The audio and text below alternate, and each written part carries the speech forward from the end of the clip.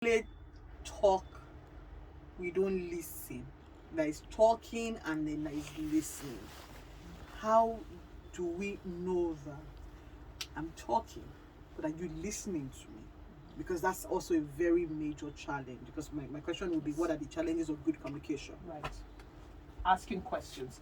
Asking the other party to almost rephrase what it is that you've said, because then you're able to know whether the other party understands what you just said. Yeah, so you could talk about a concept, and you just said that I know this concept is a bit complicated, but what do you understand by it? Can you just tell me what you think the concept is about, or how would you explain it to me that I would understand? And then you listen to what the other person says, and if it's way off, then you know that you haven't done a good job in communicating.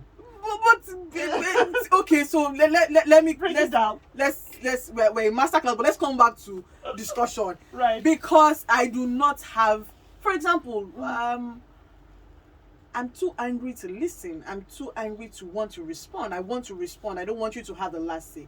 And then it's still communication.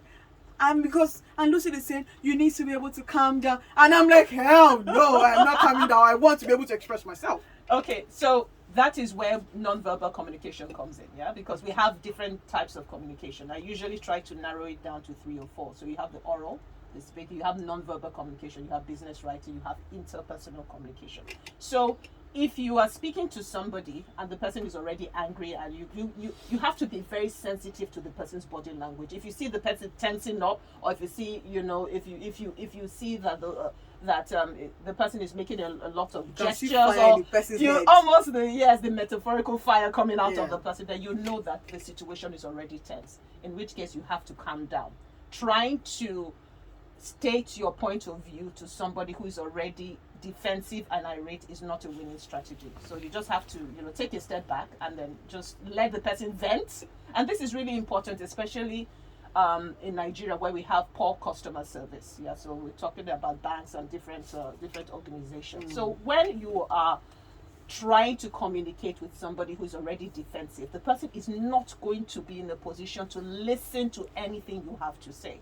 So it's about de-escalating the situation, and sometimes you may just have to just be quiet. Yeah, it's sometimes just be quiet. What you're to saying let now, it vent. what you're telling me is, and it's funny. It's Right. like a part of me is saying that I have to be the bigger person when you're hurting me, because again, it's communication. Yes.